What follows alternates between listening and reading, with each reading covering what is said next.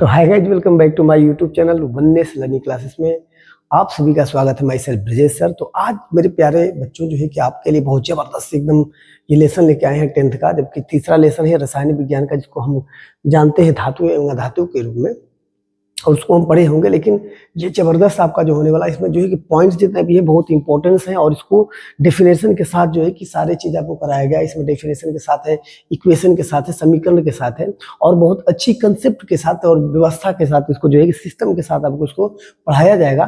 तो बस इतना आप ध्यान रखना है कि एकदम कंसंट्रेट करते जाना है, और कंसंट्रेट करके चाहेंगे तो आप उसके डेफिनेशन को भी लिखते जाएंगे, तैयार करते जाएंगे, और कंसेप्ट को भी समझते जाएंगे। तो बहुत अच्छा होने वाला, कोई भी प्रश्न आपका छूटेगा नहीं। यदि पूरी से तैयारी कर लेते हैं तो आपके एग्जाम में एकदम 100% इसका रिजल्ट आपको मिलने वाला है। तो मेरे प्यारे बच्चों, इसको स्किप नहीं करिएगा। स्किप करेंगे तो कोई ना कोई पॉइंट जैसे ओरली भूला जाता है समझाने के लिए, तो वो मिस हो सकता है।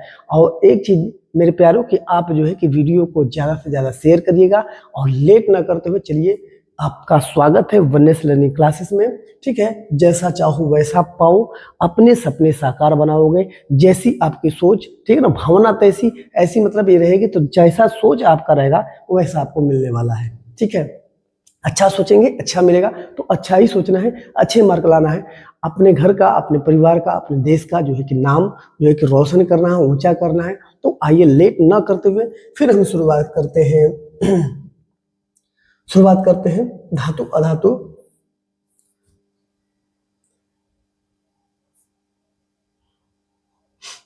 कक्षा 10 का जो है विषय विज्ञान है, आपका पार्ट 3 है, ये तीसरा पार्ट है। तीसरा पार्ट से जो है कि आपका ये शुरुआत हो रहा है। इससे पहले जो है कि दूसरे पार्ट के बारे में हमने पूरा सा जो है कि आपको वीडियो बना रखा है, उसको आप आज आसानी से जाकर आप देख सकते हैं। और ये पार्ट 3 जो है कि पार्ट 3 का आज यहाँ पर जो शुरुआत होने वाला है, जिसका नाम है विज्ञान। ठीक है ना, ये रासायनिक विज्ञान से है, ये कक्षा 10वीं का है। धातु एवं अधातु, ये रासायनिक विज्ञान से संबंधित है। इसमें रासायनिक विज्ञान से, ठीक है, ये रासायनिक विज्ञान से संबंधित है। तो मेरे प्यारे बच्चों, ये याद रखिएगा, रासायनिक विज्ञान का तीसरा भाग बहुत जबरदस्त होने वाला। नोट्स भी इसमें अवेलेबल है आपको। टोटल जो है कि आप इससे अच्छी तरह से तैयारी करेंगे। तो शुरुआत करते हैं, धातु क्या होता है इस डेफिनेशन के साथ शुरुआत करते हैं। आइए देखते हैं। ठीक है, तो यहाँ पर जो है कि अब ये देखिए धातु के भौतिक गुणधर्म क्या होते हैं, धातु क्या होता है। एक पहले धातु के बारे में थोड़ा सा हम समझ लें। ठीक है ना, धातु क्या होता है। तो आइए, धातु जो होता है कि एक मेटल होती है। धातु और अधातु मेटल होते हैं, लेकिन धातु की जो पहचान सबसे बड़ी होती है, उसके गुण धर्म क्या होते हैं, उसकी परिभाषा क्या होती है, तो उसको हम समझ सकते हैं। ठीक है ना, धातु की हम परिभाषा समझ सकते हैं। तो पहला तो धातु का जो भौतिक गुणधर्म है उसको समझना है। धातु का जो भौतिक गुणधर्म है ना, उसको पहले हम समझते चलेंगे। भौतिक गुणधर्म क्या होता है, फिजिकल प्रॉपर्टी क्या होती है, फिजिकल प्रॉपर्टी, उसको भौतिक गुणधर्म को बोलते हैं फिजिकल प्रॉपर्टी। पहला मेरे प्यारे बच्चों इसमें दिया चमक है। क्या होता है, चमक। जैसे शीशा होता है ना, जैसे शीशा को क्या कर रहे हैं, धूप के सामने ऐसे रखते हैं तो उसका रिफ्लेक्शन पड़ता है, उसमें चमक होती है। फिर इसके बाद देखिए आपका जो है क्या बोलते हैं, ये पीते आपका जो बर्तन होता है, स्टील का बर्तन होता है, तो उसमें भी चमक होती है। तो चमक धातु की सतह पर चमकदार होता है। ये धातु क्या होता है, सतह पर क्या होता है, चमक पैदा करता है, चमक देता है। जैसे इसमें सोना चांदी है, तो ये भी धातु है, ये धातु के गुण है। ठीक है, कठोरता पढ़ेंगे। दूसरा, कठोरता मतलब स्ट्रांग हो जाता है, मजबूत होता है। जैसे ईंट होता है स्ट्रांग होता है, पत्थर होता है स्ट्रांग होता है। मेरे प्यारे बच्चों, तो याद रखिएगा कि इसमें धातु की दूसरी जो गुण होती है वो कठोरता भी होती है। तो सामान्यतः ये कठोर होते हैं। तो आप आसानी से इसको देखिए, एक एक शब्दों में इसका, एक एक सेंटेंस में, एक एक लाइन में इसका प्रयोग किया गया है। आप इसको एक बड़ा भी बना सकते हैं, इसमें क्वेश्चन, नए से नए क्वेश्चन को भी बना सकते हैं, और उसको आने वाले क्वेश्चन भी रहेंगे कई, तो उसको हल भी कर सकते हैं। लेकिन इसमें एक चीज दे दिया है कि लिथियम सोडियम तथा पोटेशियम मुलायम होते हैं। याद रखिए, ये धातु ही है, बट क्या है कि लिथियम सोडियम और पोटेशियम ये कठोर नहीं होते हैं, ये मुलायम होते हैं। तो ये क्या होता है, इसको जो है कि जो हम ये गुण जो होती है लिथियम सोडियम और पोटेशियम का मुलायम होने का गुण, तो ये अपवाद के रूप में जाना जाता है। किसके रूप में जाना जाता है, अपवाद के रूप में। ये अपवाद के रूप में जाना जाता है, अपवाद है ना, ये अपवाद के रूप में जाना था। लेकिन है तो ये क्या, ये कठोर, ये है तो क्या है, ये कठोरता वाला गुण ये बिलोंग करता है। और जो ये गुण है, ये जो है कि आपका क्या है, ये धातु के ही गुण होते हैं। ये किसके होते हैं, धातु। ठीक है ना, वो धातु में ही आते हैं, वो धातु में ही आते हैं। भले गुणधर्म थोड़ा सा अलग है, लेकिन धातु में उसकी गिनती होती है। अब हम पढ़ेंगे इसके रूप और अवस्था के बारे में। तो कमरे के ताप पर ठोस होते हैं। कमरे के ताप पर क्या हो जाते हैं, ये ठोस होते हैं। जब कमरा का ताप जो रहेगा ना, उस पर ठोस रहेगा ये। ठीक, अब केवल मरकरी जो होती है, देखिए मरकरी और पारा को छोड़कर, मरकरी और पारा को छोड़कर सभी द्रव अवस्था में होता है।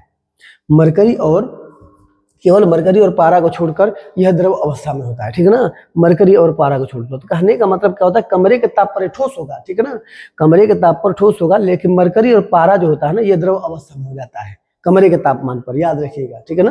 कमरे के तापमान पर यह जो है, ये मरकरी और पारा ये किस में हो जाता है, द्रव अवस्था में हो जाता है, ठीक है। अब हम पढ़ेंगे क्या, यहाँ पर अगला पॉइंट है आघात वर्धनीयता।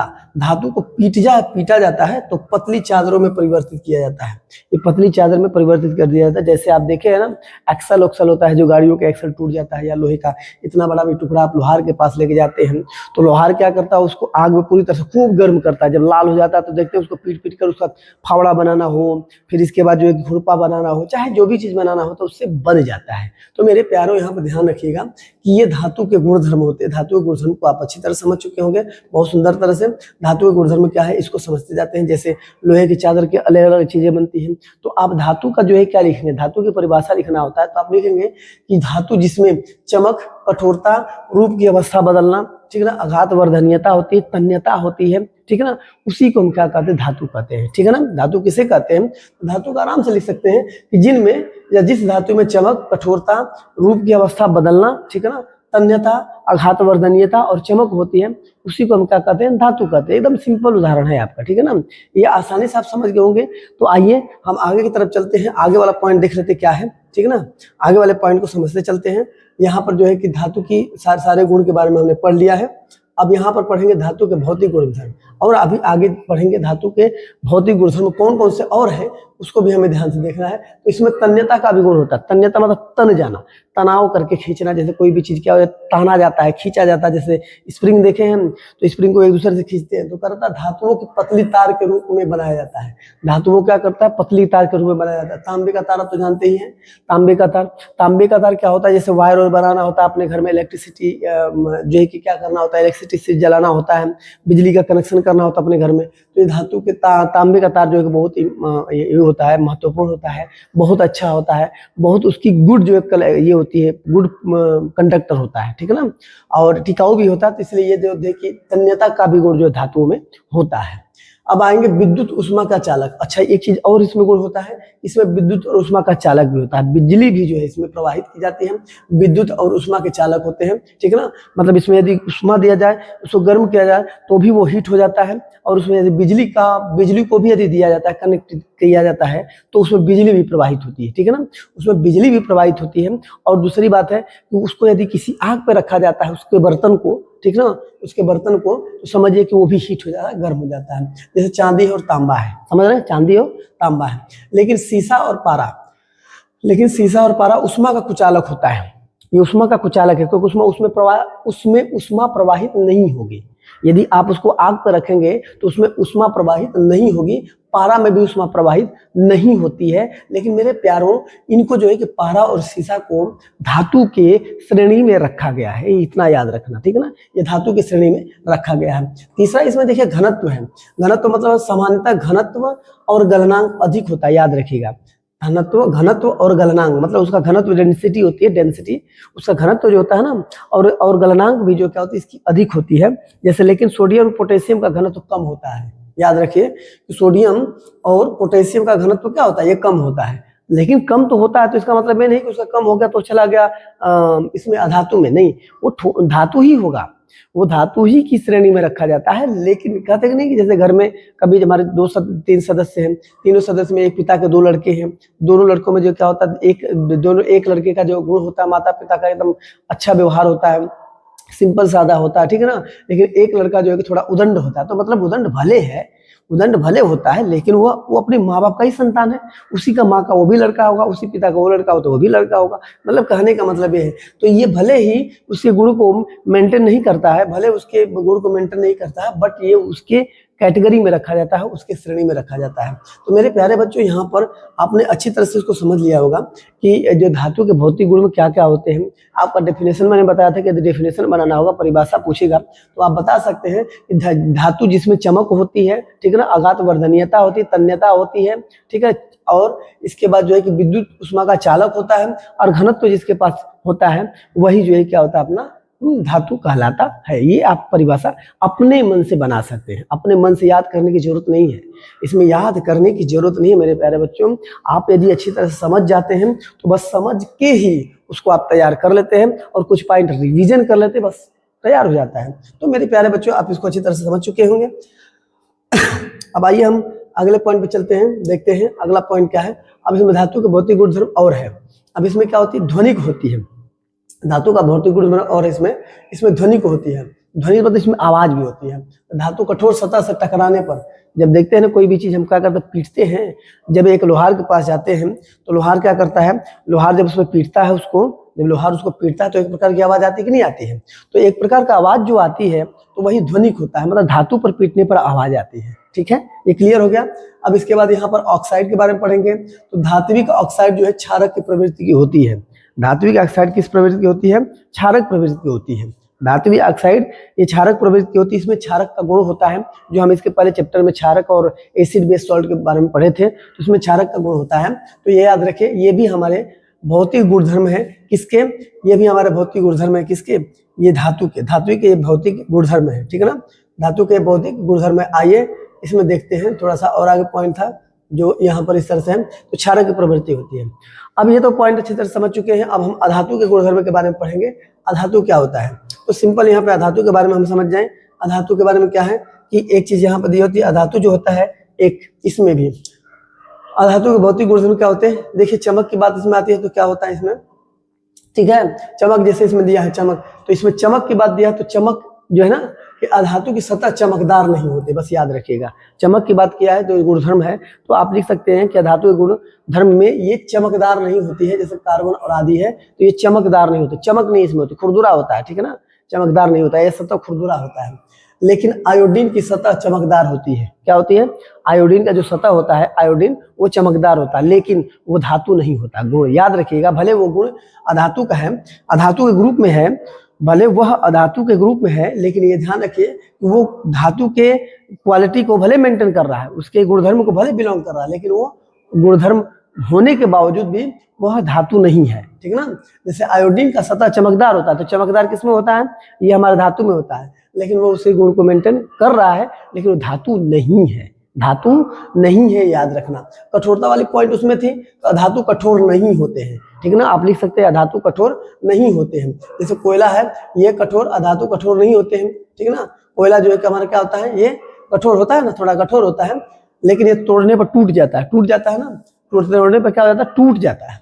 लेकिन हीरा सबसे कठोर होता है, याद रखिएगा, ये टूट जाता है, बट हीरा को तोड़ते रहिए, टूटेगा नहीं, हीरा टूटता नहीं है मेरे प्यारों, याद रखिएगा। तो इसलिए कहने का मतलब है कि यहाँ पर हम देखेंगे कि कठोरता का जो गुण इसके अंदर नहीं होता है, ये कठोर नहीं होते हैं, ये याद रखिएगा। अब सिंपल जो है क्या करना है, जो धातु का आप नियम याद रखेंगे ना, धातु की परिभाषा याद रखेंगे ना, सिंपल उसका उल्टा लिख देना है, बस आपका धातु का जो परिभाषा बन जाता है, ये धातु का परिभाषा बन जाता है। अधातु नहीं, सॉरी, आप ये मत सुन लीजिए कि नहीं अधातु बोल रहे हैं। ठीक है ना, वो अधातु होता है। ठीक है ना, अधातु तो वो होता है जो खूब खाता जाता है, पेट तो भरता नहीं है ना, तो वो और खाते जाएगा, बहुत तेजी से खाएगा। ठीक है ना, वो कम चबाएगा, ज्यादा खाएगा, तो इस तरह से अधातु वाला वो काम होता है। तो ये अधातु है, ये अधातु है। ठीक है ना, अब इसमें क्या करा कि आइए रूप और अवस्था के बारे में पढ़ लें कि रूप अवस्था क्या होती है। तो कमरे के ताप पर तो ठोस या गैसीय अवस्था में होते हैं, याद रखिएगा, कमरे के ताप पर ये ठोस और गैसीय अवस्था में होते हैं।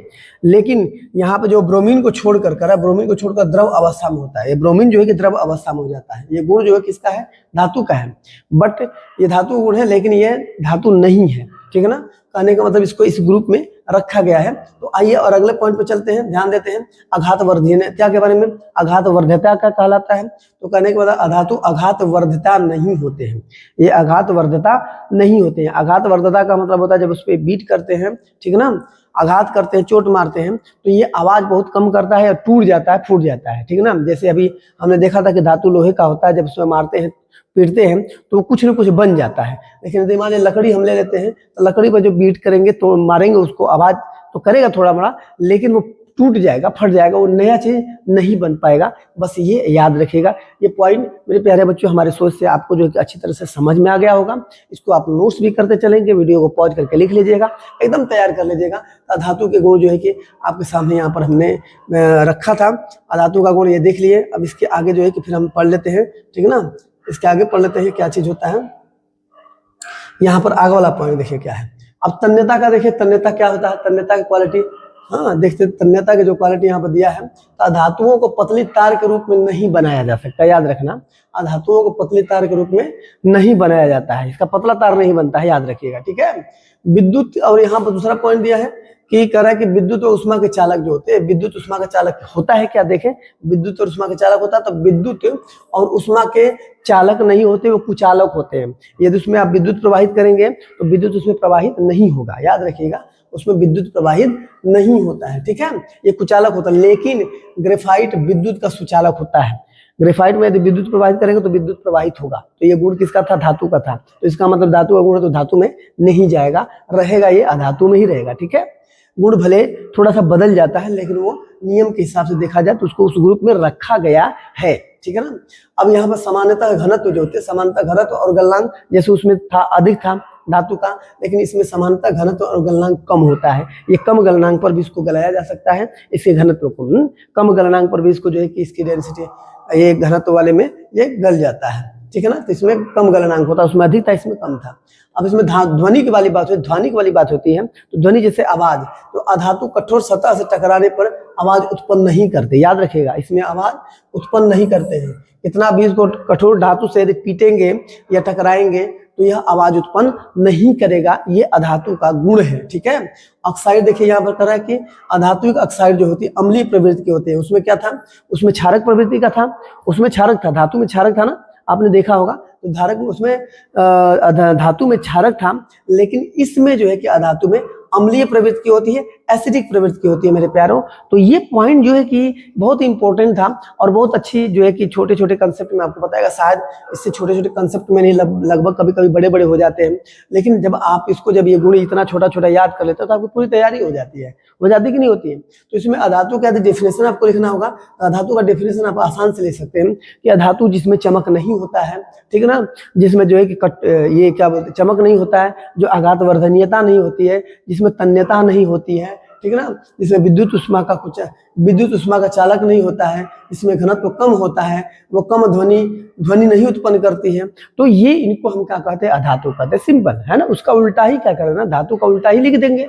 अब वही आपका डेफिनेशन बन जाता है। अधातु जिसमें, ठीक है ना, चमक नहीं होता है, तन्यता नहीं होती है, आघात वर्धनीयता नहीं होती है, ठीक है ना, सोनरा ये तन्यता, फिर विद्युत उष्मा का चालक नहीं होता है, घनत्व कम होता है, ध्वनि नहीं होती है, ऑक्साइड की मात्रा जो इसमें क्या होती है, नहीं होती है। बस इसी को हम क्या कहते हैं, अधातु कहते हैं। सिंपल डेफिनेशन था, आप उसको यूं जो है कि खाली समझकर उसकी तैयारी कर सकते हैं। इसमें बड़ा रट्टा मार नहीं करना है ना। रटन तो विद्या अवंति नहीं, चपंती भोजन पचंती नहीं, कहा गया ना कि रटने वाली विद्या नहीं आती है। आपको रट्टा मार यहाँ पर नहीं सिखाया जाएगा, आपको जो है कि यहाँ पर जो है कि समझ सिखाया जाएगा, कैसे समझना है। एक बार यदि समझ जाते हैं तो आप इसको अच्छी तरह तैयारी कर लेते हैं, ठीक है ना मेरे प्यारे बच्चों। यहाँ पर आपने बहुत अच्छी तरह से कंसेप्ट को फॉलो किया, यहाँ पर कंसेप्ट बहुत बढ़िया तरह से आपको समझ में आया होगा। आइए हम आगे की तरफ चलते हैं, ठीक है ना, आगे की तरफ चलते हैं। क्या यहाँ पर धातुओं का रासायनिक गुणधर्म के बारे में थोड़ा देख लेते हैं कि धातुओं का रासायनिक गुणधर्म क्या होता है, ठीक है ना। इससे गुणधर्म के बारे में भी पढ़ लेना जरूरी है ना। गुणधर्म देखेंगे ना, अगर रासायनिक गुणधर्म क्या होता है तो उसका गुणधर्म आइए हम देखते हैं और समझते हैं। तो पहला इसमें पॉइंट दिया है कि धातुओं की वायु के साथ अभिक्रिया, ये वायु के साथ एयर जो होता है ना, एयर के साथ कैसे अभिक्रिया करती है, रिएक्शन कैसे करता है, और रिएक्शन करने के बाद एक क्या बनता है, ठीक है ना। तो ये चीज पढ़ेंगे, क्या पढ़ेंगे, ये रिएक्शन पढ़ेंगे, ठीक है ना। तो यहाँ पर देखिए धातुएं जो होती है ऑक्सीजन के साथ अभिक्रिया करके धातु ऑक्साइड बनाते हैं, याद रखेंगे, ये पॉइंट बनाता है ना। धातुएं ऑक्सीजन के साथ अभिक्रिया करके धातु ऑक्साइड बनती है मेरे प्यारे बच्चों। यहाँ पर एक कंसेप्ट आपने देखा होगा, तो फिर ये आपका डेफिनेशन है, ये आपका डेफिनेशन आप लिख सकते हैं। यहाँ पे पॉइंट नंबर 1 लिखेंगे, ठीक है ना, मिक्स करके धातु ऑक्सीजन के साथ अभिक्रिया करके क्या बनाती है, धातु ऑक्साइड बनाती है। धातु है, ठीक है ना, या ऑक्सीजन है, इनके साथ ये मिलकर क्या बना लेगा, धातु ऑक्साइड बना लेता है, ठीक है। अब यहाँ पर देखिए 2Cu है, तो ये हमारा धातु है, 2Cu धातु है, ये हमारा ऑक्सीजन है। जब दोनों को मिलाया जाता है तो क्या बन जाता है, 2COO बन जाता है, मतलब ये कॉपर ऑक्साइड बन जाता है, इसको धातु ऑक्साइड कहते हैं, ठीक है। ये जैसा ऊपर नियम था उसके हिसाब से इन्हें फॉलो किया। अब यहाँ 4Al है और इसके साथ 3O2 मिलाते हैं, जब ये ऑक्सीजन मिलाते हैं तो क्या बन जाता है, 2Al2O3, क्या बन जाता है 2Al2O3। तो मेरे प्यारे बच्चों यहाँ पर जो पॉइंट आपको यहाँ पर दिखाया गया है सबसे इंपॉर्टेंट पॉइंट था, जबकि कहने का मतलब है कि जो रूल था उस रूल के हिसाब से इसको फॉलो किया गया कि धातुओं के रासायनिक गुणधर्म के अनुसार जो है रासायनिक गुणधर्म क्या होता है कि हवा के साथ मिलकर, एयर के साथ मिलकर ये धातु ऑक्साइड बना लेता है। ठीक है, ये धातु ऑक्साइड बना लेता है। ठीक है, तो ये पॉइंट आप भी पॉइंट नोट कर लीजिएगा, बहुत इंपॉर्टेंट पॉइंट है। ठीक है, अब आगे की तरफ बढ़ते हैं, क्योंकि क्या करना है कि समय जो है ना, आपका समय जो है बहुत इंपॉर्टेंट है, और समय जो है कि इस समय में जल्दी से जल्दी आपका जो है पोर्शन कंप्लीट करना है, जिसके की वजह से आपके एग्जाम की तैयारी भी हो जाए। ठीक है ना, धातुएं ऑक्सीजन के साथ, देखिए धातुएं क्या होती है यहाँ पर पढ़ेंगे, यहाँ पर धातुएं ऑक्सीजन के साथ अलग अलग तरह से अभिक्रिया करती है, एक तरह से नहीं करती है, सब अलग अलग तरह से अभिक्रिया करेगी।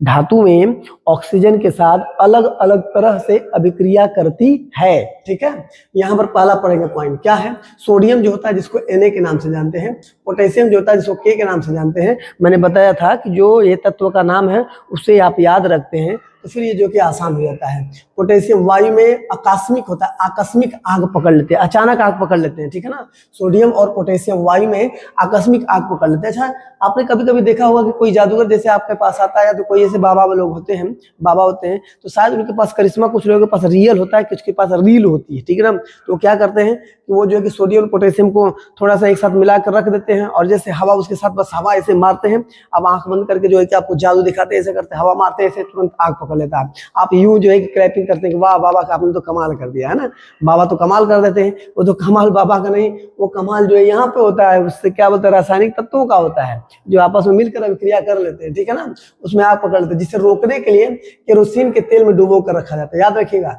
जिससे हम क्या करते हैं रोकने के लिए केरोसिन के तेल में डुबा के रखते हैं, यदि रोकेंगे नहीं ना तो अचानक कभी भी आग पकड़ सकता है। यदि आप अपने घर में रखे हुए हैं, चाहे प्रयोगशाला में भी रखा हुआ है, थोड़ी सी भी यदि हवा उसको मिल गई, अब जानते हैं हवा तो चारों ओर है, आप ये जानते हैं कि हवा जो है चारों ओर है, जब हवा चारों ओर है तो फिर तो कभी भी आग पकड़ सकता है। इसलिए उससे बचाने के लिए क्या करते हैं, केरोसिन तेल में उसको डुबाकर हम रखते हैं। दूसरा पॉइंट इसमें पढ़ेंगे, Mg है, Al है, Zn है, Pb है, ये सभी वायु के साथ धीरे धीरे अभिक्रिया करते हैं। वायु के साथ क्या करते हैं, धीरे धीरे अभिक्रिया करते हैं, वायु के साथ धीरे धीरे अभिक्रिया करते हैं, और धातुओं पर ऑक्साइड की परत जो है कि चढ़ जाती है, और धातुओं पर क्या होता है, ऑक्साइड की परत चढ़ जाती है। तो मेरे प्यारे बच्चों ये पॉइंट है यहाँ पर, ये ऑक्सीजन के साथ अलग अलग अभिक्रिया करती है। ये Mg, Al है, Zn है, Pb है, सभी वायु के साथ धीरे धीरे अभिक्रिया करती है, और उस पर धातुओं पर ऑक्साइड का एक परत चढ़ जाता है। ठीक है ना, ये अभिक्रिया करने के बाद। लेकिन पहले वाले में क्या होता है, पहले वाले में आग पकड़ लेता है, तो उसको क्या करते हैं, केरोसिन तेल में डुबा के रखते हैं। ठीक है ना, अब यहाँ पर तीसरा हम देखेंगे पॉइंट, नोट करते जाएंगे आप लोग। Fe जो लोहा होता है, वायु में गर्म करने पर क्या करता है, वायु में गर्म करने पर कोई अभिक्रिया नहीं करता है। याद रखिएगा, एक पॉइंट बड़ा जबरदस्त है यहाँ पर, है कि नहीं, ये बहुत जबरदस्त पॉइंट यहाँ पे दिया है कि लोहा का जब वायु में हम अधिक अभिक्रिया करें, वायु में जब हम क्रिया कराएंगे या तो वायु में हम उसे गर्म करते हैं तो वो अभिक्रिया करता ही नहीं है। ठीक है ना, जैसे लौह चूर्ण गर्म करने पर तेजी से जलने लगता है, और लोहे का चूर्ण यदि हम गर्म करें तो वो तेजी से जलने लगता है। लेकिन वही जो लोहा होगा, लोहा का जो छड़ होता है, तो वो क्या करता है, गर्म करने पर वायु में जब गर्म करेंगे तो अभिक्रिया नहीं करता है, क्योंकि हवा चलती रहे, आप उसको गर्म कर रहे हैं, जैसे गर्म करेंगे तो फिर कुछ देर में ठंडा हो जाया करेगा, है ना। तो इस तरह से करने का मतलब है कि वायु में गर्म करने पर कोई अभिक्रिया नहीं करता है। दूसरा पॉइंट हम पढ़ेंगे, Cu पर वायु की उपस्थिति में काले रंग की परत चढ़ जाती है। Cu में वायु की उपस्थिति, जब वायु में उपस्थित रहेगा ना, वायु में यदि हम कॉपर को वायु में रखते हैं तो याद रखिएगा वो काले रंग की उसमें परत चढ़ जाती है। आपके घर में बर्तन जो कॉपर का होता है ना, कॉपर ऊपर के बर्तन, या तो कभी कभी पहले जो है कि उसमें सिक्के मिलते थे, तो सिक्के जो है कि रखे रखे काले पड़ जाते थे। शायद आपके समय में तो इस समय नहीं है, लेकिन पहले के समय में, आपके दादा वादा के समय में शायद ये होता था, तो उस समय परत चढ़ जाते थे। ठीक है, तो मेरे प्यारे बच्चों ये पॉइंट सारे इंपॉर्टेंट था, आपने इसको नोट समझ लिया होगा। अब इनको क्या करना, बस खाली बस एक पॉइंट के स्टोरी के जैसा आपको याद करना होगा, याद करके इसी तैयारी करनी है। जब समझ गए हैं तो फिर याद करने की जरूरत नहीं है, एक बार रिवीजन तो करना जरूरी हो। ठीक है ना, थोड़ा सा पढ़ना भी तो जरूरी होगा, क्योंकि पढ़ेंगे नहीं तो फिर काम नहीं बनेगा। पढ़ने से ही वो सारी चीज क्या हो जाती है, थोड़ा सा याद रहता है, भूलते नहीं है आप। ठीक ना, एक रिवाइज हो जाता है। आइए हम देख लेते हैं कि जो Ag है, Ag चांदी और Au सोना, ये वायु के साथ अभिक्रिया नहीं करते हैं। याद रखिएगा, ये वायु के साथ अभिक्रिया नहीं करते हैं मेरे प्यारों। तो इस तरह से सारे पॉइंट जो है कि आपने जो है कि आसानी से समझ गया होगा। पहले में जो कि सोडियम पोटेशियम जो है कि अचानक उसमें आग पकड़ लेता है, दूसरे में मैग्नीशियम, एल्युमिनियम, जिंक और पीबी, ये सभी जो है क्या करते हैं, ये धीरे धीरे अभिक्रिया करते हैं। लोहा वायु में गर्म करने पर अभिक्रिया ही नहीं करता है, लेकिन उसमें चूर्ण जो है अभिक्रिया करता है, तुरंत जलने लगता है। कॉपर वायु की उपस्थिति में काले रंग की परत चढ़ जाती है, ठीक है ना, एक समराइज कर रहे हैं। फिर इसके बाद चांदी और जो है कि ये सोना, ये वायु के साथ अभिक्रिया नहीं करते हैं। तो ये पॉइंट था, आपने इसको अच्छी तरह समझ गए होंगे। अब हम आइए आगे की तरफ समझते हैं नेक्स्ट पॉइंट क्या होता है, ठीक है ना। अब यहाँ पे नेक्स्ट पॉइंट को हम समझ लेते हैं, नेक्स्ट पॉइंट क्या होता है, ठीक है। ये अगला पॉइंट आपका दिया हुआ है, आइए समझते हैं। कह रहा है कि उभयधर्मी ऑक्साइड क्या होता है, इसमें समझ जाते हैं। उभयधर्मी, वे धातु में ऑक्साइड जो अम्ल तथा क्षारक दोनों से अभिक्रिया करते हैं। बस दुनिया के बहुत आसान तरीके से यहाँ पे बताया गया है कि वे धातु जो ऑक्साइड और अम्ल, कह रहा है ऑक्साइड, वे धातु ऑक्साइड, ये दोनों एक साथ है, ये दोनों एक साथ है। वे धातु ऑक्साइड जो अम्ल और क्षारक के साथ, ये अम्ल और क्षारक के साथ दोनों के साथ अभिक्रिया करता है, समझ रहे हैं ना, दोनों के साथ अभिक्रिया करता है और उत्पाद में जल तथा लवण बनाता है, उत्पाद में जल तथा लवण बनाएगा। याद रखिएगा क्या कहता है, वे धातु ऑक्साइड जो अम्ल और क्षारक के साथ दोनों के साथ अभिक्रिया करता है, उसकी अभिक्रिया के पश्चात उत्पाद में जल तथा लवण बनाते हैं। बस मेरे प्यारों, यही जो उभयधर्मी ऑक्साइड का गुण होता है। ये बहुत आसान डेफिनेशन है, आप इसको आसानी से जो है कि केवल समझ के उसको एक बार रिवाइज करेंगे, एक बार लिख लेंगे, तुरंत आपके दिमाग में जाके एक बार सेट हो जाता है। क्या हो जाता है, सेट हो जाता है, ठीक है ना। माइंड सेट करना जरूरी है मेरे प्यारों, माइंड सेट नहीं है तो कुछ भी सेट नहीं होगा। इसलिए कभी भी जब आप पढ़ने बैठते हैं तो ये याद रखिएगा, वहां पे माइंड सेट करके चले, क्योंकि जब माइंड सेट रहेगा तभी वो जाके दिमाग में हर चीज एक सेट होगा, ठीक है। तो यहाँ पर देखिए कैसे हम Al2O3 है, ठीक है ना, Al2O3 में 6HCl जो हाइड्रोक्लोरिक एसिड क्या करते हैं, इसमें मिला देते हैं, इसमें क्या करते हैं, मिला देते हैं, ठीक है ना। मिला देने के पश्चात क्या हुआ, ये क्या बन गया है, 2AlCl3 बन गया। और यहाँ पर उसने क्या बोला था, यहाँ पर जल का निर्माण करता है, किसका निर्माण करता है, ये जल बन गया, ये क्या है, जल बन गया, और ये क्या बन गया, लवण बन गया। तो इस तरह से मेरे प्यारे बच्चों, उसने कहा भी है कि धातु ऑक्साइड को जब अम्ल और क्षारक के साथ मिलाते हैं तो उसमें क्या बन जाता है, जल और लवण के साथ वो चीजें बन जाती हैं। आइए यहाँ पर देखते हैं दूसरा एग्जाम्पल के साथ देख समझ लेते हैं। तो Al2O3 + 2NaOH जब उसके साथ मिलाते हैं तो ये बन जाता है कि यहाँ पे 2NaAlO3O2, ठीक है ना, 2NaAlO2 प्लस ये H2O, यहाँ पर भी जल का निर्माण बन गया। तो कहने का मतलब है, ये पॉइंट आप नोट कर लीजिएगा, बहुत सुंदर सा पॉइंट है, आप इसको याद कर लीजिएगा, ठीक है ना, बहुत सुंदर सा पॉइंट है, तो उसको याद करना बहुत जरूरी है। तो ये आपको समझ में आ गया। आइए चलिए आगे की तरफ हम बढ़ते हैं और अगला देखते हैं क्या पॉइंट है, उसको जल्दी से जल्दी इसको कवर भी करते चलना, ठीक है ना। तो यहाँ पर देख लीजिए, अब दूसरा पॉइंट क्या दिया है, अगला नेक्स्ट पॉइंट देख लेते हैं। तो मेरे प्यारे, यहाँ पर धातुओं के रासायनिक गुणधर्म पढ़ लें, धातुओं के साथ रासायनिक गुण इसका पढ़ लिया जाए कि धातुओं के साथ रासायनिक गुण क्या होता है, ठीक है ना। ये धातुओं के साथ रासायनिक गुण, यही है पॉइंट। देखिए थोड़ा आगे पीछे तो कहीं नहीं हुआ ना, आगे पीछे तो नहीं हुआ, इसको आगे पीछे समझ लिया जाए, कहीं ये पीछे तो नहीं है। उभयधर्मी ऑक्साइड, ठीक है। अब धातुओं का रासायनिक गुणधर्म क्या होता है, अब आइए उसको पढ़ते हैं, ठीक है ना। धातुओं के साथ रासायनिक गुण धर्म क्या होता है, ठीक है, ठीक है। धातुओं के साथ रासायनिक गुणधर्म के बारे में देखते हैं, ठीक है। अभी मेरे प्यारे देखिए, आइए हम देखिए धातुओं का रासायनिक गुणधर्म क्या होता है। तो पहला यहाँ पॉइंट दिया है कि नो, ये तो धातुओं का कह रहा है कि जल के साथ अभिक्रिया। अब ये क्या करता है, धातु जब जल के साथ अभिक्रिया करता है तो क्या होता है। तो यहाँ पे देखिए धातु और जल मिलकर, ये आपका एक परिभाषा हो गया, ठीक है ना, ये परिभाषा हो गया। जब धातु और जल को साथ मिलाते हैं तो धातु ऑक्साइड या हाइड्रोजन का निर्माण करते हैं। ये बता सकते हैं धातु जल के साथ जब अभिक्रिया करता है, ठीक है, जल के साथ अभिक्रिया करता है तो क्या करता है, वो जो है कि हाइड्रोजन क्या करता है, रिमूव करता है या हाइड्रोजन तैयार करता है, ठीक है।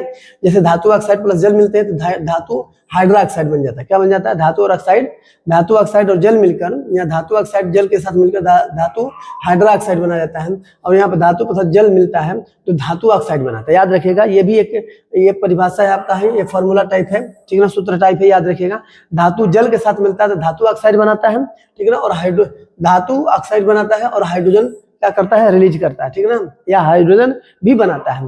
धातु ऑक्साइड के साथ जब जल मिलाते हैं तो ये धातु हाइड्रोक्साइड बनता है। क्या बनता है, धातु ऑक्साइड के साथ जब जल मिलाते हैं धातु हाइड्रोक्साइड का निर्माण करता है। ये आप याद रखिएगा। जैसे 2Na है, 2Na सोडियम के साथ जब हम जल मिलाते हैं 2H2O तो क्या बन जाता है, 2NaOH प्लस हाइड्रोजन। देखिए बन गया कि नहीं बन गया, जो फार्मूला उसमें बताया था वो हाइड्रोजन बनाता है, तो हाइड्रोजन देखिए यहाँ पे बना चुका है।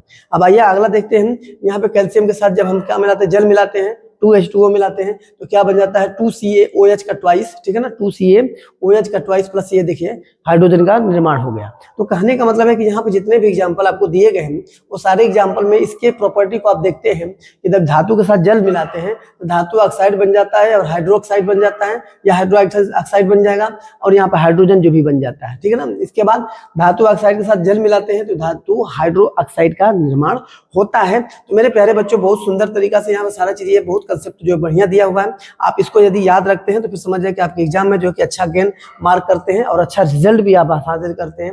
नेक्स्ट जो है कि आप ये देख सकते हैं, नेक्स्ट आपको जो है कि एग्जाम्पल के साथ समझ सकते हैं। आइए मेरे प्यारे बच्चों अगला पॉइंट पे ध्यान देते हैं कि अगला पॉइंट क्या है, इसको अच्छी तरह से उसको समझते हुए चलते हैं, ठीक है ना, उसको भी समझ लेते हैं क्या है, ठीक है। थोड़ा सा इसमें जो है ना कि ये आगे की तरफ हम देखते हैं पॉइंट क्या है कि ये जो अलग अलग धातु जल को, अब एक ध्यान दीजिए पॉइंट क्या है कि अलग अलग जो धातु होता है ना, अलग अलग धातु जल को अलग अलग अवस्था के साथ अभिक्रिया करता है, याद रखिएगा। अलग अलग जो है धातु जल को, धातु जो है जल को, ठीक है ना, अलग अलग अवस्था के साथ अभिक्रिया करता है। उसकी अवस्था एक जैसे नहीं रहेगी, अलग अलग अवस्थाएं जब होगी तो क्या होगा, उसका अलग अलग भी बदलेगा, चेंज होता रहेगा, ठीक है ना। अब यहाँ पर देखते हैं, यहाँ पर क्या दिया है कि दूसरा, यहाँ पॉइंट 1 नंबर दिया है Na है, सोडियम है, पोटेशियम और कैल्शियम, ठीक है ना, ये दिया। वहां पर ठंडे पानी के साथ अभिक्रिया करते हैं, ठंडा पानी चाहिए, उसके लिए कौन सा पानी चाहिए, ठंडा, ये अवस्था है, ठंडे पानी के साथ ये अभिक्रिया करेंगे, ठीक है ना। यहाँ पे Na दिया है, K दिया है, Ca दिया है, ठीक है ना, ये सब क्या करते हैं, ये ठंडे पानी के साथ अभिक्रिया करते हैं। बहुत सिंपल सा है ना, है कि नहीं, बहुत आसान है, दिया हुआ है। अब आगे की तरफ पढ़ेंगे, यहाँ पे एल्यूमिनियम है, Al है, Fe और Zn है, जल वाष्प के साथ अभिक्रिया करते हैं। जल का जो भाप होता है ना, जल किसी गर्म करते हैं और भाप निकलता है तो उसके साथ ये अभिक्रिया करते हैं, समझ रहे हैं कि नहीं समझ रहे हैं, तो ये अभिक्रिया उसके साथ करते हैं। यहाँ पे मैग्नीशियम है, जैसे गर्म जल के साथ अभिक्रिया करते हैं, याद रखिएगा, ये जब अवस्था उसकी बदल जाती है, ये गर्म जल के साथ अभिक्रिया करता है, न कि ठंडे के साथ और न तो उसके भाप के साथ, ठीक है। अब इसके बाद क्या करता है, अब यहाँ पे Ca और Mg जो यहाँ पर दिया, Ca और Mg अभिक्रिया के दौरान जल की सतह पर आ जाते हैं। वो क्या होते हैं, जब इसको डालते हैं तो ऊपर तैरता नहीं है, ये जल की सतह पर नीचे आके बैठ जाता है और उत्पन्न जो हाइड्रोजन होता है, उत्पन्न हाइड्रोजन गैस है बुलबुले के रूप में, किसके रूप में, बुलबुले के रूप में, जैसे कैल्शियम और मैग्नीशियम की सतह पर चिपक जाते हैं, ठीक है ना। ये बुलबुला जो कि नीचे की तरफ चिपक जाता है, ठीक है ना, बुलबुला क्या होता है नीचे की तरफ यह चिपक जाता है। तो ये मेरे प्यारे बच्चों यहाँ पर जो है कि बहुत जबरदस्त यहाँ पर दिया है। और यहाँ पे जैसे Au है, Ag है, Cu है, Pb है, जल के साथ अभिक्रिया करते ही नहीं है, याद रखिएगा, ये जल के साथ अभिक्रिया करते नहीं है। ऊपर वाला तो मान लो समराइज करते हैं एक बार थोड़ा सा जल्दी में, तो ऊपर वाले में देख रहे हैं कि सोडियम और यहाँ पे Na के और Ca जो है ठंडे पानी के साथ कर रहा है, ठीक है ना, Ai Fe और Zn जल वाष्प के साथ, भाप के साथ कर रहा है, ठीक है ना, और Mg गर्म जल ये भाप के साथ कर रहा है, मतलब भाप सॉरी, वो कहने का मतलब वो गर्म जल के ही साथ कर रहा है, ठीक है ना। जबकि गर्म जल में मान लीजिए कि जल वाष्प बनता है ना, इसके बाद वो ठंडा हो जाता है तो एकदम ठंडे पानी हो जाता है। तो यहाँ पर Ca और मैग्नीशियम बता रहे हैं कि ये क्या होते हैं, बुलबुले के रूप में नीचे सतह पे आ जाते हैं। और ये तो मेरे भाई साहब क्या बताएं, इनका तो कुछ कहाँ ही नहीं जा सकता है। Au Ag और Cu ये बेचारे कहते भैया हम अभिक्रिया नहीं करेंगे, हम साइलेंट रहेंगे, वो क्या बोलता है उसके जैसा होता है ना, आराम से, नहीं भैया कोई मेरे बस की बात नहीं है, हम नहीं कर सकते, नहीं, ऐसा ये अभिक्रिया करता ही नहीं है, ये अभिक्रिया करता ही नहीं है मेरे प्यारे बच्चों। तो यहाँ पर आपने बहुत अच्छी तरह से अभिक्रिया, सारे जितने कंसेप्ट थे कि धातु में जो जल को अलग अलग अवस्था में अभिक्रिया कैसा करता है, ये आप अच्छी तरह से समझ गए होंगे। आइए अगले पॉइंट पर चलते हैं, अगले पॉइंट को भी समझते चलते हैं। हाँ, यहाँ पर देखते हैं क्या है, यहाँ पर जो है कि ये पॉइंट समझ लेते हैं, ठीक है। तो ये अब अगला पॉइंट चलते हैं। अगला पॉइंट में क्या दिया है, धातुओं का रासायनिक गुणधर्म क्या होते हैं। धातुओं के भी रासायनिक गुणधर्म के बारे में हम पढ़ेंगे, धातुओं के रासायनिक गुणधर्म क्या होते हैं। तो ये तीसरा पॉइंट इसमें दिया कि धातु अम्ल के साथ अभिक्रिया करता है, इसके आगे ही है, धातु अम्ल के साथ अभिक्रिया करता है, धातु प्लस तनु अम्ल H2SO4, ठीक है ना। धातु, ये पॉइंट आप नोट कर लीजिएगा, बहुत इंपॉर्टेंट पॉइंट है। जब धातु तनु अम्ल के साथ अभिक्रिया करता है, परिभाषा लिख सकते हैं, इसी से परिभाषा लिख सकते हैं, ठीक है ना। जब धातु तनु अम्ल के साथ अभिक्रिया करता है तो लवण और हाइड्रोजन बनाता है, ठीक है ना। आप आसान से लिख सकते हैं, ये लिख सकते हैं कि यहाँ पे कि जब धातु तनु अम्ल के साथ, तनु अम्ल कहाँ, तनु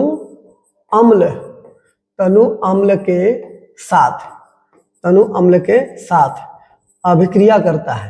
ये देखिए डेफिनेशन बन रहा है, अभिक्रिया, ठीक है ना, अभिक्रिया करता है तो, ठीक है ना, तो लवण और हाइड्रोजन बनाता है, लवण और हाइड्रोजन बनाता है, बस यही आपको मिला के लिख देंगे, बनाता है, हो गया डेफिनेशन, ठीक है ना। शॉर्ट फॉर्म में दिया है, उसको मिलाने के बाद एक नया डेफिनेशन मिल जाता है। तो इस तरह से ये आपका डेफिनेशन लिख सकते हैं। तो धातु और तनु अम्ल, जब से देखिए यहाँ पर Fe में 2HCl मिलाते हैं, ये तनु अम्ल होता है HCl, ठीक है ना, याद रखिएगा, हाइड्रोक्लोरिक एसिड, ठीक है ना। तो जब धातु मिलाते हैं तो क्या बन जाता है, FeCl2 बन जाता है। और यहाँ पर मैंने बताया कि हाइड्रोजन, देखिए हाइड्रोजन बना रहा है तो हाइड्रोजन भी बन जाता है, ठीक है ना। हाइड्रोजन क्या होता है, बनता है, लवण और हाइड्रोजन बनता है। जब 2Al के साथ जो है कि 6HCl मिलाते हैं, 6 हाइड्रोक्लोरिक एसिड मिलाते हैं, तो 2AlCl3 बन जाता है और 3H2O बन जाता है। जल का निर्माण यहाँ पे भी कर लेता है। तो मेरे प्यारे बच्चों, जल का निर्माण कर लेता है, जल निर्माण होता है।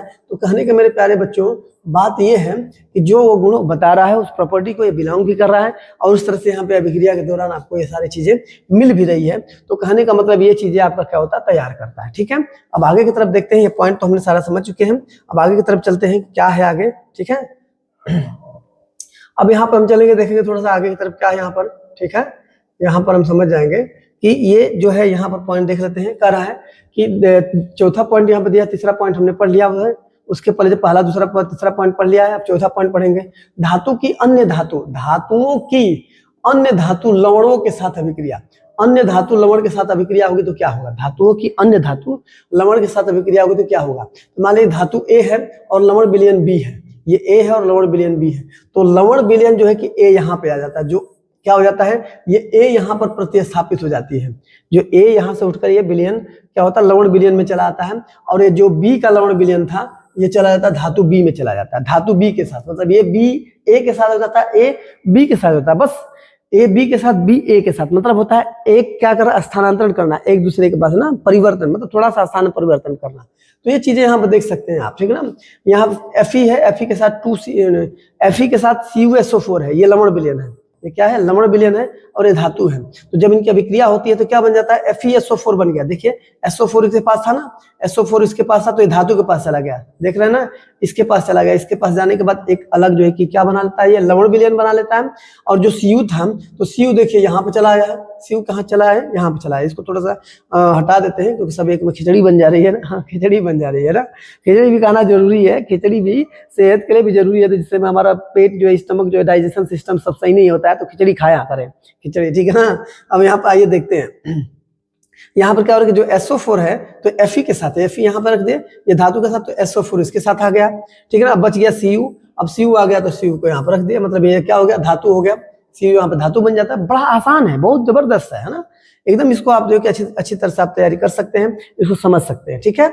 नहीं समझ में आता तो आप उसमें कमेंट करके बताइएगा, तो उस टॉपिक को फिर दोबारा एक बार छोटा सा कंसेप्ट में हम उसको बता देंगे। लेकिन कंसेप्ट तो ये छोटा ही है, कंसेप्ट तो ये छोटा ही है, बहुत छोटा है, ठीक है ना। आइए अब आगे की तरफ देखते हैं, सक्रियता श्रेणी क्या होती है, क्या पढ़ेंगे यहाँ पर, सक्रियता श्रेणी, ठीक है ना। सक्रियता श्रेणी के बारे में थोड़ा समझ ले, सक्रियता श्रेणी क्या होती है, ठीक है ना। बहुत ही इंपॉर्टेंट ये भी पॉइंट है, सक्रियता श्रेणी वह सारणी, ठीक है ना, जिसमें यह दिया है कि वह सारणी, कर रहे कि वह सारणी जिसमें धातुओं की क्रियाशीलता, वह सारणी एक सारणी होगा जो यहाँ पर दिया हुआ है। तो धातुओं की जो क्रियाशीलता जो होती है, रिएक्शन एक्टिविटी जो होती है, रिएक्शन एक्टिविटी आरोही क्रम में व्यवस्थित किया जाता है, आरोही क्रम में, अवरोही नहीं, आरोही मतलब छोटे से बड़ा होते हुए, ठीक है ना, छोटे से बड़ा होते हुए, ये छोटा से बड़ा होते हुए हम इसको ये प्रेजेंट किया गया रखा जाता है। जैसे अधिक क्रियाशील ऊपर रहेगा, मध्यम क्रियाशील बीच में रहेगा, और सबसे कम क्रियाशील नीचे रहता है, ठीक है। तो इसको देख लेते हैं, जैसे वहां पर दिया हुआ ऊपर की तरफ, यहाँ पर दिया है के पोटेशियम है, सोडियम है, ठीक है ना, कैल्शियम है, मैग्नीशियम है, एल्यूमिनियम है, और ये जिंक, लगभग ये ऊपर के जितने हैं अधिक क्रियाशील होते हैं। इसके बाद नीचे जब आते हैं तो यहाँ फेरस है, फिर इसके बाद ये Pb है, और फिर इसके बाद हाइड्रोजन है, तो ये मध्यम सीरीज में आते हैं। इसके बाद जो इसके नीचे आएंगे, जैसे Cu है, कॉपर ऊपर, जो यहाँ पे Hg है, Ag है, Au है, तो ये कम क्रियाशील होते हैं, उसको कम क्रियाशीलता होती है, कम क्रिया करके अभिक्रिया करके इसको बनाया जाता है। तो मेरे प्यारे यहाँ पर देखने अच्छी तरह से जो है कि इसको आप लिख लीजिएगा, समझ लीजिएगा, और ये याद रहेगा तो आगे चलकर जो है कि हेल्प मिलेगा, ठीक है ना। कभी कभी एक मार्क में पूछ भी देता है, एक मार्क में कभी कभी ये आपको पूछ देता है। तो मेरे प्यारे ये कंसेप्ट को आपने अच्छी तरह समझ गए होंगे। अब आगे की तरफ चलते हैं, सारा चीज जितना होता है, ठीक है ना। अब देखिए, अब यहाँ पर हम पढ़ेंगे क्या पॉइंट है, यहाँ पर देखिए ये दिया है कि धातुओं की अधातुओं के साथ अभिक्रिया। अब क्या पढ़ेंगे, धातुओं की अधातुओं के साथ अभिक्रिया क्या होता है, ठीक है।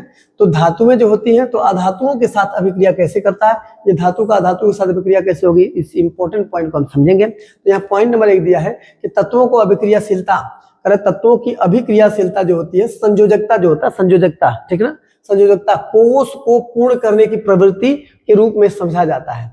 ये कोष को क्या करता है, पूर्ण करने की प्रवृत्ति के रूप में इसको समझा जाता है, ठीक है ना। जैसे मान लीजिए कि यहाँ पर सोडियम है, सोडियम का 11 यहाँ पर दिया है, सोडियम का यहाँ पे 11 दिया, तो कितना हो जाएगा, पहले कोष में 2 हो जाएगा, दूसरे में 8 हो जाएगा, ठीक है ना। और इसमें एक जो है कि एक्स्ट्रा आपके बाह्य कोष में पड़ता है। तो ये क्या करता है, बाह्य कोष में अपने को जो है कि अष्टक करने के लिए, कह रहा ना कि असंयोजकता कोष को पूर्ण करने की प्रवृत्ति रखता है, तो ये अपने आप को अष्टक रखने के लिए किसी को क्या करेगा, डोनेट कर देगा, किसी को क्या करेगा, डोनेट कर देता है। डोनेट का मतलब दाता का काम करता है। किसका काम करता है, दाता। ये किसी को देकर क्या करेगा, अपने आप को, अपने कोष्ठक को पूरा कंप्लीट कर लेता है, ठीक है। अब यहाँ पर हम देखते हैं, यहाँ पर धातु संयोजकता, जो धातु होते हैं उसकी संयोजकता कोष से उसके KLM जो कोष होता है, K होता है, L होता है, M होता है, तो पहले में 2 होता है, दूसरे में 8 होता है, ठीक है ना। फिर 2 8, फिर इसके बाद उसमें आगे तक बढ़ता जाएगा, 2 8 16 32 ऐसे 64 ऐसे होता जाता है, ठीक है ना। 16 32 64 ऐसे होता जाता है। तो धातु संयोजकता कोष से इलेक्ट्रॉन त्याग करने और धनायन बनाते हैं। ये त्याग करके देखिए, ये त्याग कर देगा, ये 1 जो है कि इसमें त्याग कर देगा और ये धनायन बना लेगा। क्या बना लेगा, धनायन बना जाता है। ये याद रखिएगा, अपना त्याग करके धनायन बना लेता है। अब देखिए यहाँ पर अधातु संयोजकता कोष में, अधातु जो होता है ये अधातु संयोजकता कोष में इलेक्ट्रॉन ग्रहण करके ऋणायन बना लेता है। ये किसी से लेता है, ये रिसीवर होता है, रिसीवर होता है, ग्राही जिसको बोलते हैं। रिसीवर को क्या बोलते हैं, ग्राही। जो लेता है उसे ग्राही बोला जाता है, जो लेता है उसे क्या बोला जाता है, ग्राही बोला जाता है, ठीक है ना, ग्राही होता है। और जो देता है उसे क्या बोलते हैं, दाता बोलते हैं, ठीक है ना। देने वाले को क्या बोलता है, दाता बोलते हैं कि नहीं। तो इस तरह से पॉइंट याद रखिएगा। यहाँ पर दिया कि ऐसे यौगिक जो इलेक्ट्रॉन का आदान प्रदान करके बनाते हैं या इलेक्ट्रॉन के आदान प्रदान द्वारा बनते हैं, उन्हें आयनिक यौगिक कहते हैं। उन्हें क्या कहते हैं, आयनिक यौगिक कहते हैं। ऐसे यौगिक जो इलेक्ट्रॉन के आदान प्रदान से, मतलब आदान प्रदान लेकर देकर, ठीक है ना, आदान प्रदान करके बनाते हैं, तो उसे आयनिक यौगिक कहते हैं, ठीक है ना। वो लेंगे और देंगे एक दूसरे को, ठीक है ना। एक त्याग करके कोई करेगा तो वो किसी से 2 लेकर करेगा, ठीक है ना। तो इस तरह से मेरे प्यारे यहाँ पर सारे पॉइंट को आपने अच्छी तरह से यहाँ पर समझ गए होंगे। ये सारे पॉइंट को आप लिख लीजिएगा। पहले वाले में संयोजकता कोष जो है ये क्या करता है, संयोजकता कोष को पूर्ण करने की प्रवृत्ति रखता है। दूसरे में क्या करता है, धातु जो है इसमें इलेक्ट्रॉन का त्याग करके धनायन बना के अपने आप को जो है कंप्लीट कर लेता है। फिर यहाँ पे चौथा, धातु संयोजकता में इलेक्ट्रॉन ग्रहण करने की प्रवृत्ति रखता है। और ऐसे यौगिक जो इलेक्ट्रॉन का आदान प्रदान क्रिया करने की जो गुण रखते हैं, तो बस उसको आयनिक यौगिक कहते हैं। ये डेफिनेशन भी है, आपका डेफिनेशन भी है, ठीक है। अब यहाँ पर हम देख सकते हैं अधातुओं की अधातुओं का साथ अभिक्रिया हमने यहाँ पे समझ चुके हैं। अब इसके बाद आगे पॉइंट पर हम चलते हैं, देखते हैं आगे की तरफ क्या इसमें दिया हुआ है, ठीक है। अगला वाला पॉइंट इसमें जो है कि बहुत वो भी जबरदस्त होने वाला है, तो उसको भी अच्छी तरह से हम समझेंगे, ठीक है ना। अब यहाँ पे देखिए NaCl का निर्माण कैसे होता है, ठीक है ना। NaCl का निर्माण कैसे होता है, ये एक चीज देखिए, एक चीज समझना है डेफिनेशन के अकॉर्डिंग। यहाँ पे देखिए सोडियम कितना 11 दिया है, यहाँ पे सोडियम कितना दिया है, सोडियम का 11 दिया है, 11 दिया कि नहीं दिया है। तो हमने बताया था ना कि इसमें जो क्या हो जाएगा, ये 2 हो जाएगा, 8 हो जाएगा, 2 8 10 और 1 11 हो जाएगा। ये K में हो जाएगा, ये L में हो जाएगा, ये K में हो जाएगा, ये L में हो जाएगा। तो ये क्या हो जाएगा, ये त्याग कर देगा, ठीक है ना। ये क्या कर देता है, डोनेट कर देता है, ये दाता हो जाता है, दाता। जब दाता हो जाता है तो ये प्लस आयन हो जाता है। और यहाँ पे क्लोरीन पे कितना है, 17 है, तो ये K हो जाएगा, ये L हो जाएगा और M हो जाएगा, KLM हो जाएगा। तो K में कितना हो जाएगा, 2 हो जाएगा, फिर इसमें 8 हो जाएगा, ठीक है ना, 2 8 10 और यहाँ पे 7 हो जाएगा। तो कहने का मतलब ये ग्राही होगा, ये क्या होगा, ग्राही होगा। यदि ये किसी एक से ले लेता है, जैसे मान लीजिए किसी को ये एक ये दे देता है, तो ये क्या हो जाता है, 2 8 8 हो जाता है। और इसके पास क्या हो जाता है, केवल 2 और 8 हो जाता है। तो ये कंप्लीट ऑक्टेन हो जाता है कि नहीं हो जाता है। ये अपने आप को कंप्लीट कर लेता है, अपने आप को पूर्ण कोष कर लेता है ना, कंप्लीट पूर्ण कोष कर लेता है। तो यहाँ पर देखिए Na है, तो Na तो इसने दाता काम किया, तो इसलिए क्या बन गया, ये प्लस आयन हो गया है। और इसने जिसने इसको लिया होगा तो वो ऋण आयन हो गया होगा। क्लोरीन पर क्या होता है कि ये किसी को दे देता है, किसी से एक ले लेता है, ये ग्राही का काम करता है। तो ग्राही करता है तो इसलिए यहाँ पर ऋण आयन दिखाते हैं। जो ग्राही मतलब लेने का, जो कर्जदार होता है ना व्यक्ति, कोई व्यक्ति यदि कर्जदार होगा तो क्या बोलते हैं, उसको ऋणी कहा जाता है ना जी। तो यही कहने का मतलब है कि इसमें NaCl का जो निर्माण होता है, इस पॉइंट को आप अच्छी तरह समझ गए होंगे। आइए हम आगे पॉइंट को भी समझते चलते हैं, देखते हैं कैसा आगे का है, ठीक है। तो अब आगे की तरफ समझते हैं क्या इसका पॉइंट है। ये सारा चीज हमने यहाँ पर समझ। अब देखिए यहाँ पर कुछ जो है, ये पहले जब आप 10th में थे तो उसको आपको बताया गया था कि किस तरह से जो आगे की तरफ प्रक्रिया होती है। जैसे Na है, Na में क्या होता है, Na है और Cl के साथ जो रिएक्शन करता है तो इसमें कैसे साझेदारी होती है। तो ये जो डॉट है, डॉट यहाँ पर इसको ले लिया है, क्लोरीन ने 1 ले लिया है। अब क्लोरीन के पास क्या, 2 2 4 2 6 और 2 8 हो जाता है कि नहीं होता है। ये ऑक्टेन पूरा करता है कि नहीं करता है। तो अपने आप को ऑक्टेव पूरा करने के लिए क्या करते हैं, किसी से ले देकर अपनी आदान प्रदान की प्रक्रिया करके ये अपने आप को जो ऑक्टेव पूरा कर लेते हैं, पूर्ण कोष कर लेते हैं। यहाँ पर सोडियम जो है कि धनायन हो जाएगा और क्लोरीन क्या हो जाता है, ऋणायन हो जाता है। तो इस तरह से मेरे प्यारे बच्चों आपने बहुत सारे कंसेप्ट को इसमें देखा है। तो अब देखिए हम पढ़ेंगे आयनिक यौगिक के गुणधर्म। क्या पढ़ेंगे, आयनिक के गुणधर्म। यहाँ पर देखिए यौगिक, आयनिक जो यौगिक होते हैं, यहाँ पर पॉइंट दे पढ़ते हैं, आयनिक यौगिक जो होते हैं उसे गुणधर्म के बारे में हमें क्या करना है, पढ़ना, लेकिन थोड़ा सा इसको हटा देते हैं। अब पॉइंट को समझते हैं। भौतिक प्रकृति क्या होती है, ठीक है, भौतिक प्रकृति क्या होती है इसके बारे में समझ लेते हैं। भौतिक प्रकृति के बारे में, आयनिक के भौतिक प्रकृति के बारे में पढ़ना है, क्या चीज होती है। तो ये याद रखें, बहुत आसान पॉइंट यहाँ दिया हुआ है, इसको हम समझेंगे, ठीक है। ये बहुत आसान दिया हुआ है, इसको हम समझते हुए चलते हैं। यहाँ पे देखते हैं, ये जो आपका दिया हुआ ये पॉइंट जो है कि आगे की तरफ देखते हैं क्या है इसमें। कह रहा है भौतिक प्रकृति क्या होती है, फिजिकल जो है कि इसकी क्वालिटी क्या होती है, प्रकृति क्या होती है, गुणधर्म क्या होता है, ठीक है ना। तो यह ठोस, कठोर व भंगुर होते हैं। क्या होते हैं, ठोस भी होता है, कठोर भी होता है, भंगुर भी होता है, ये याद रखिएगा, भौतिक प्रकृति। दूसरा गलनांक एवं क्वथनांक का होता है, इसके गलनांक और क्वथनांक बहुत अधिक होते हैं, ठीक है ना। लिख सकते हैं कि आयनिक यौगिक के गलनांक और क्वथनांक, मतलब गलनांक मतलब बहुत तेज गलता है, मतलब इसको अधिक होता है। इसको गलाने के लिए जो है कि अधिक जो है क्या करना पड़ता है, इसको गलाना पड़ेगा, उसको उष्मा देनी पड़ती है, आग देना पड़ता है। क्वथनांक भी इसका जो है अधिक होता है। और घुलनशीलता क्या होती है, घुलनशीलता, जल में घुलनशील परंतु पेट्रोल केरोसिन में अघुलनशील होते हैं। ये जल में घुल जाएगा, लेकिन क्या होता है, तरल पदार्थ पे पेट्रोल भी होता है, केरोसिन होता है, लेकिन इसमें घुलता नहीं है, ठीक है। अब विद्युत का जो चालक होता है, विद्युत की चालक, आयनिक यौगिक जलीय विलयन और गलित रूप में, कह रहा है कि जलीय विलयन और गलित रूप में विद्युत का चालन करते हैं। मतलब इसमें क्या होता है, आयनिक यौगिक जैसे किसी विलयन को बनाया गया है कोई चीज मिक्स करके, और उसमें यदि आप इलेक्ट्रिसिटी सप्लाई देंगे और उसमें इलेक्ट्रिक आपको क्या करेंगे, जब बिजली का करंट उसमें देंगे तो बिजली प्रवाहित होगी। और गलित रूप में भी जो होता है विद्युत का चालन होता है, गलाते समय भी विद्युत का चालन होता है, परंतु ठोस अवस्था में विद्युत का चालन नहीं करते। याद रखिएगा, जब ये आयन जो होते हैं जब जल के साथ क्रिया कर लेते हैं तो उस समय जो उसमें फ्लो होगा, उसमें जो है कि इलेक्ट्रिसिटी फ्लो होगा, लेकिन जब वह ठोस अवस्था में होगा तो उस समय नहीं होगा। तो ये पॉइंट जो है कि आपने अच्छी तरह से इस पॉइंट को अच्छी तरह से समझा होगा, ठीक है ना। ये पॉइंट जो बड़ी इंपॉर्टेंट थे, इस पॉइंट को आपने अच्छी तरह समझा होगा। तो ये चीजें जो है मेरे प्यारे बच्चों बहुत आसान कंसेप्ट में आपको बताई गई है। तो आयनिक यौगिक के गुणधर्म जो है कि अभी पढ़ लेंगे, और इसके बाद अगले वीडियो में जो है कि दूसरा जो है कि वीडियो में जो है कि इसके आगे के सारे कंसेप्ट आपको बताया जाएगा। तब तक के लिए फिर आपको फिर दूसरे वीडियो के साथ हम फिर मिलेंगे। जय हिंद, जय भारत।